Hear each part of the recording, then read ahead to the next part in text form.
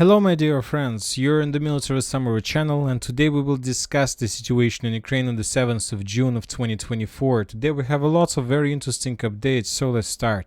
And the most important updates are coming of course from Kharkiv, where the Ukrainians began their counteroffensive operation. We talk a lot about this counteroffensive operation. Mainly we were talking about the reports of the group of forces north from their official channel, and for example today we discussed the situation in the previous update, and in all directions the Ukrainian armed forces increased the intensity of artillery shelling of Russian positions, mainly from mortars. Intelligence activities intensified. This suggests that in the near future the troops of Kiev of Ukraine forces intend to launch a counteroffensive. So we got this statement this morning, and during the day we got significant number of geolocations and reports confirming this situation.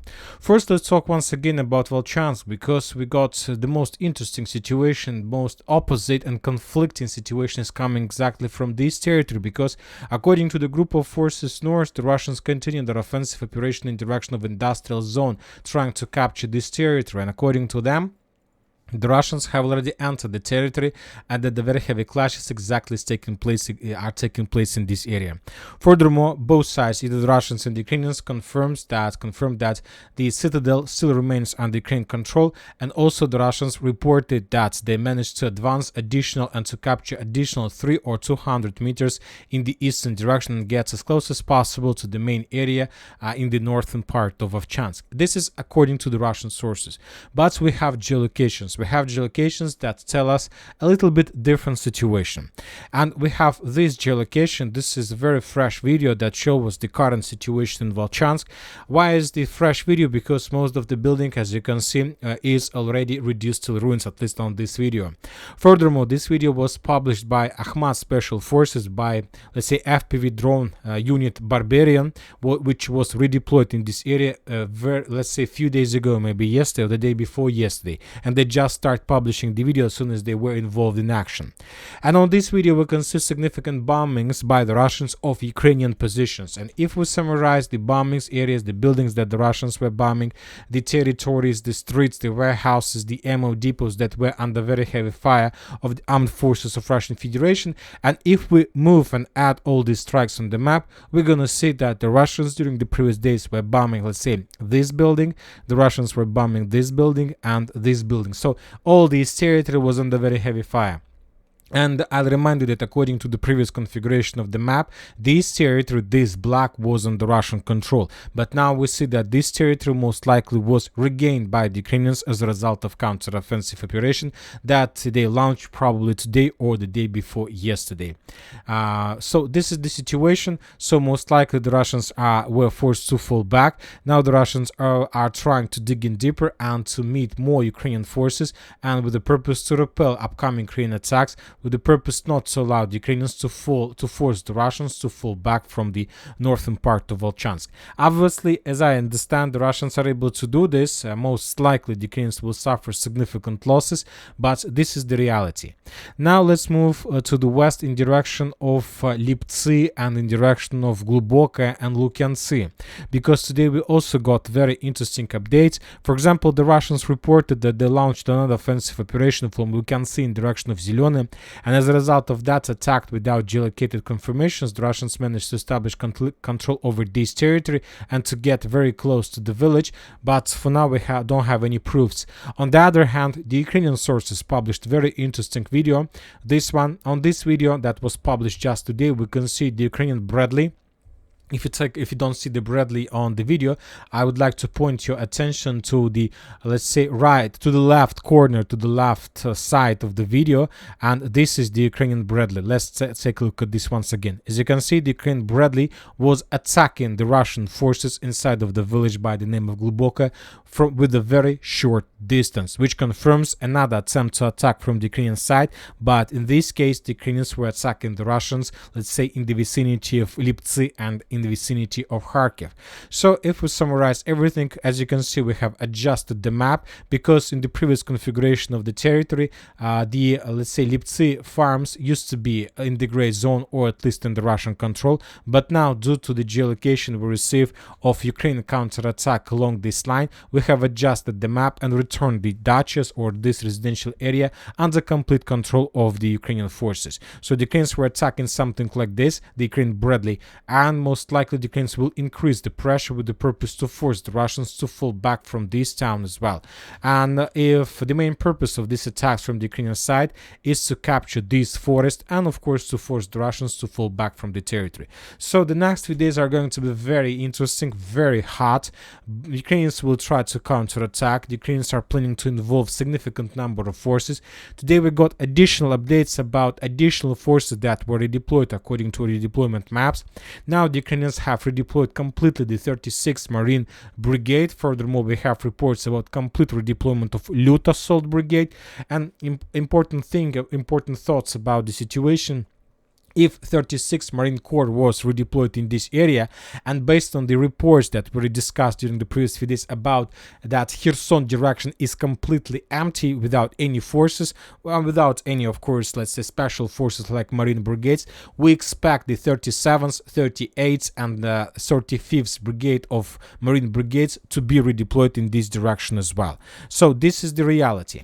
Another important statements, more precisely, are coming from, let's say, Sumy direction. Today, according to Ukrainian official authorities, Sumy area, in the Sumy region, the evacuation zone has been expanded to 10 kilometers from the border with Russia. It's a very important statement. People will be evacuated from 8 more settlements. For months now, Ukrainian resources have been warning about the threat of Russian offensive in Sumy region. So Sumy region is very big. Sumy region started here in the north in the direction of Suzemovka and moves to the south right to Kharkiv. So of course where exactly the Russians are going to attack, very difficult to understand, but we can make some projections and some conclusions based on the geolocations that we've received since the beginning at least of May. And this is Sumy area, and we have at least for now in this, let's say, configuration, at least 3 areas of Russian concentration of fire and Russian activity, or any activity from both sides. The area in the vicinity of Tetkina, this is the first, let's say, area of activity. The area in the vicinity of Sudzha, this is the second activity area. And the third one, the area in the vicinity of Graivoron region, the area that Ukrainians were attacking during the previous attempts to attack the territory of Russian Federation. For example, in this area, in the northern part, we have reports how the Russian FPV drone operators were FPV droning the Ukrainian forces in this area. A little bit further to the north, in direction of Sudzha, in the area of Sudzha, we have significant number of Ukrainian FPV drone strikes on Russian forces and Russian, let's say, equipment and so on. On this, for example, video, we can see Russian train that the Russians were using to redeploy some cargoes, artillery systems, munition, tanks, vehicles. So this is like the transportation equipment, and this equipment was under very heavy fire from the Ukrainian FPV drones. A little bit in the same area, a little bit to the southeast, we got another video how the Ukrainians were FPV droning the Russian energy facilities.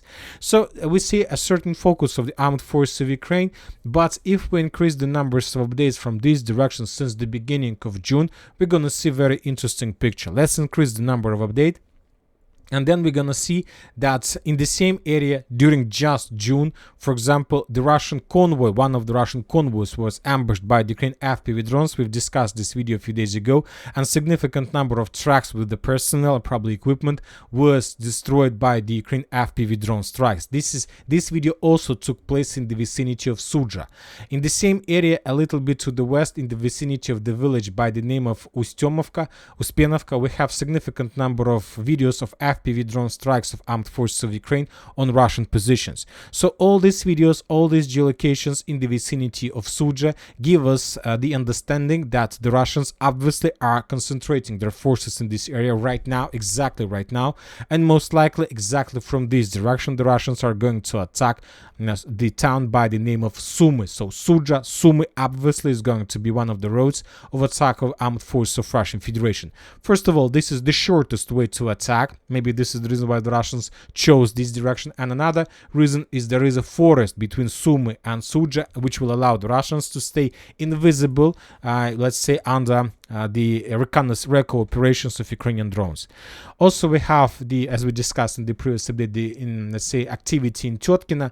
Most likely the Russians are planning to attack Vorozhba, this, let's say, railway logistic hub, with the purpose to cut the supply and support that Ukrainians may send from Kiev to Sumy along the railways that goes Kiev, Konotop, Sumy, so this area can be cut off by the Russians.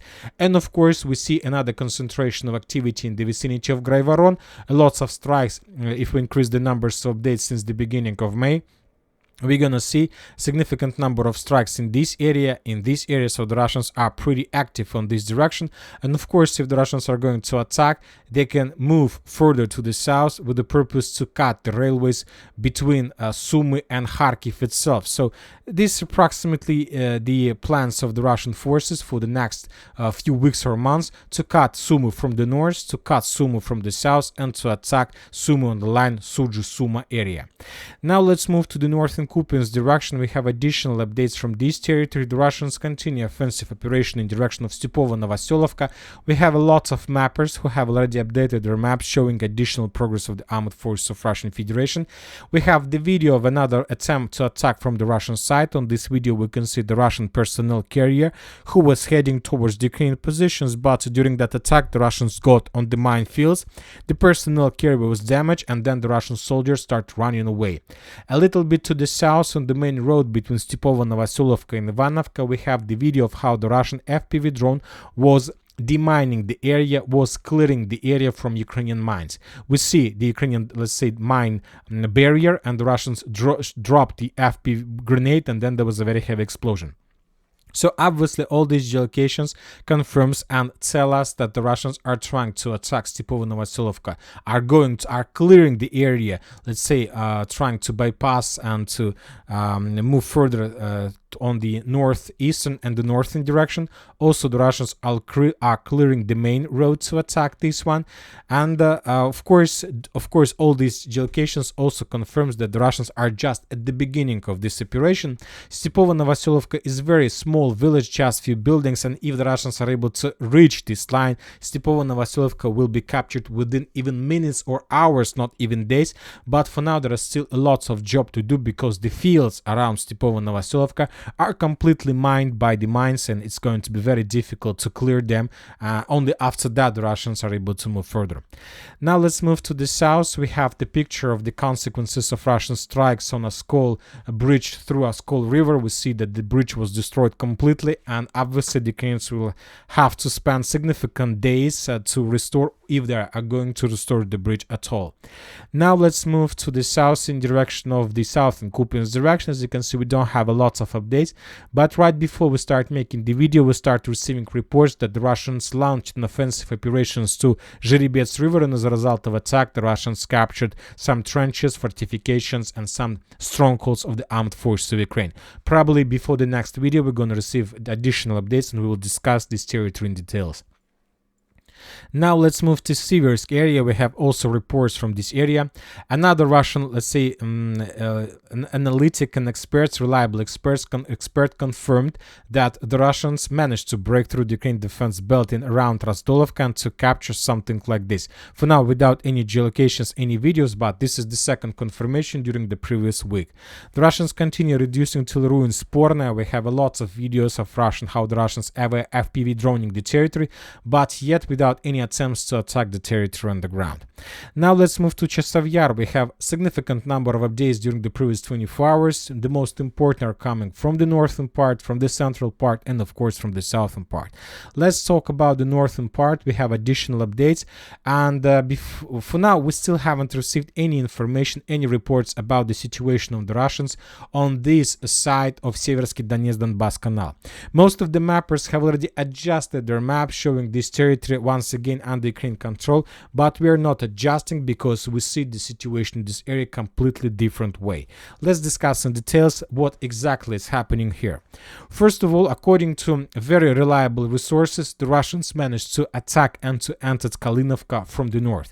If you remember a few weeks ago, there were reports how the Russians captured this tree line and this tree line, and the Russians continued their offensive, and during the previous 24-48 hours, the Russians managed to improve their positions and to attack Kalinovka from the north using these routes of attack. And currently, the Russians have already established a foothold in this area, trying to force the Ukrainians to fall back from this part, or even to encircle them completely and to force them to surrender or something like this.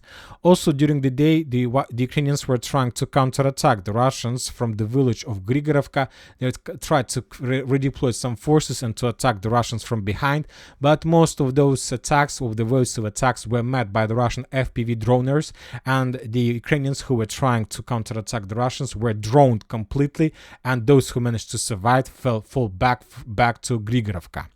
Also, but during the previous days, after the Russians captured this part, we got significant number of geolocations exactly from this area of how the Russians were bombing, and most of the mappers, based on this video how the Russians were bombing the Ukrainian forces on this territory, adjusted their maps back, this territory back under territory of Ukraine control. So, but there is a completely different situation. I'll try to explain to you. First of all, after the Ukrainians in these farms were encircled, obviously this is a cauldron. There are not so many soldiers, not like thousands or tens of thousands. Probably there are a few hundreds or maybe a few tens soldiers, maybe 200, maybe 100 soldiers. But those soldiers were encircled by the Russians in the area of Siversk, Donetsk, Donbas Canal and in the northern part in these trenches. And those Ukrainians stuck. And they understand, but that there is still some windows of opportunities to evacuate from this area, but they couldn't do this, all at once, and they decided to evacuate from this area with small groups during different periods of time. And the Ukrainians decided to use the next road for evacuation. They were moving something like this, and the main purpose of them was to enter the forest, and then to enter the Ukrainian controlled territory. So they were moving always something like this, because the Russians didn't have, the very strong, positions there, significant number of forces, and the Ukrainians had possibilities for evacuations always. But the Russians were controlling the territory with FPV drones, the Russians were controlling the territory with artillery. So, for example, this is another Ukrainian soldier who was trying to break through the Russian defense belt and to evacuate further to the south. But he was met by the Russians and destroyed as a result of, FPV drone strike or artillery strike. On this video, we can see how the Ukrainians tried to evacuate Bradley from the north to the south, but Bradley was damaged and after that destroyed by the Russian FPV drone strike. So most likely, due to these reports, we should expect that within the next few days, this part of Kalinovka will be captured by the Russians, and the Ukrainians, those who haven't managed to evacuate, would be captured by the Russians in this area, and then this is going to be the end of battle for the northern flank of Chasiv Yar. When talking about the central part of Chasiv Yar, during the day we got few reports from the Ukrainian side. The Ukrainian sources published the batch of the videos of 41st Mechanized Brigade of how they were FPV droning the Russians all over the entire Chasiv Yar, including this part of the stronghold. So based on that, we have adjusted the map, and right before we start making the video, some Russian sources reported that the Russians managed to break through and to move further to the central part of the eastern Chasiv Yar, and currently the Russians control something by this line. So significant progress during the day, and the Ukrainians are moving further and closer to Siversk, Donetsk, Donbas Canal. So if these updates are confirmed, and most likely during during the next few hours this information will be confirmed, then we can say that the days of Eastern Chasiv Yar are numbered. Furthermore, we got another episode of another pipeline operation. We got a lot of of reports about Russian attempts to attack Chasiv Yar from this direction as well, and now we have the proofs from the Ukrainian side. The Russians decided to use this pipeline as a stronghold, as a shelter, as a defense belt. They concentrated a significant number of forces. This caused Ukrainians significant problems. They don't understand where exactly the Russians, so they just try to check by FPV droning, but as you can see, it doesn't help them. The Russians concentrated significant forces, number of forces, and soon they're going to move further to the west. Now let's move to the south in direction of Ivanivske. The Russians during the previous 24 hours were over-concentrated in this part. We have very interesting video.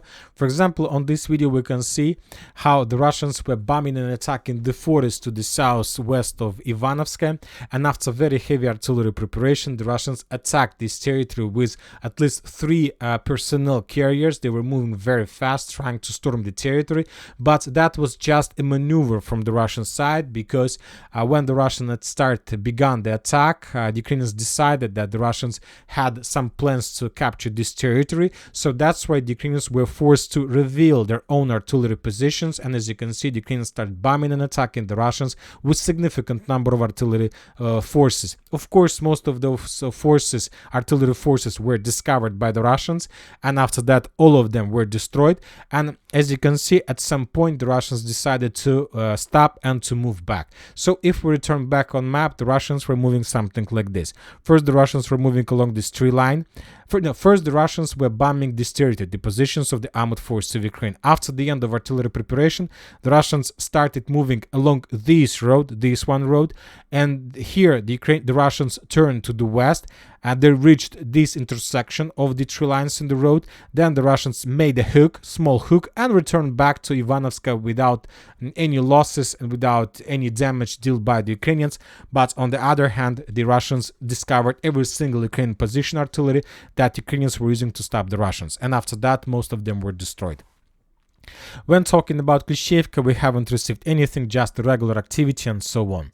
Now let's move to Avdiivka. We have significant number of updates, and the most important is that the Russians, according to information we have, as a result of offensive operation, managed to enter Sokol itself. This report we received also right before we start making the video. The Ukrainian defense in this area collapsed. The Ukrainians lost significant number of armored vehicles, tanks of Western production. The Ukrainians lost a lot of vehicles during attempts to counterattack the Russian forces, and when the Russians understood that the Ukrainians were ready, that the direction was ready, they launched an offensive and captured around 100% of Sokol. For now, we don't have 100% proofs, we just have reports on the ground, different, let's say, messages, but I believe that by the time you're gonna watch the video or by the next update, we're gonna receive 100% proofs of that attack. So once again, the Russians managed to reach this line and to capture more than 50% of the village. And of course, we have significant number of armored vehicles destroyed as a result of Russian FPV drone strike. On this video, for example, we can see another Leopard T2A5, and as a result of, let's say, counter-artillery battle, that tank was destroyed. Now let's move further to the south. We have significant number of reports. We continue receiving, more precisely, significant number of reports from the line between Novomikhailivka and Konstantinovka. The Ministry of Defense of Russian Federation reported that the settlement of Paraskoyevka was captured by the Russians today, completely on the 7th of June. So that means that the village was captured a few days ago, but the Russians today finished the clearing operation. The Ukrainians were completely defeated in Paraskoyevka and were forced to fall back to Konstantinovka. Furthermore, the forces of 79th Air Assault Brigade reported that there are very heavy clashes in the southeastern part of the village by the name of Konstantinovka, and that the clashes are taking place exactly in this area. There are very heavy clashes, and the Russians are very, how to say, they want to capture this territory, they want to establish the foothold, because if the Russians are able to control the territory, this is going to be complete disaster and complete defeat of the Ukrainians. But this report about Konstantinovka is not the most important report from this direction. Also, the forces of 79th Brigade reported very interesting piece of news.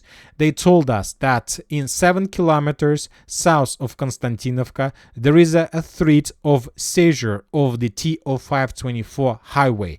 I won't talk about why this road is so important. So this is the report of the 79th Brigade, and now it's very important to understand where is that 7-kilometer area of TO524 highway. For these purposes, let's calculate the distance. We will start the calculation from this part, from the most southern part of Konstantinovka, and let's move further to the south. And if we calculate the 7th kilometer, we're gonna see that that's post, that's the official Telegram channel of 79th Brigade, was talking about this stronghold. The stronghold that located on the intersections of roads from Konstantinovka to Vuhledar and from Vodyana to Solotka. So he was telling us, he was trying to tell us that the Russians right now, exactly this moment, these minutes, are storming this stronghold, the most important part of Vuhledar direction, the heart of Vuhledar direction.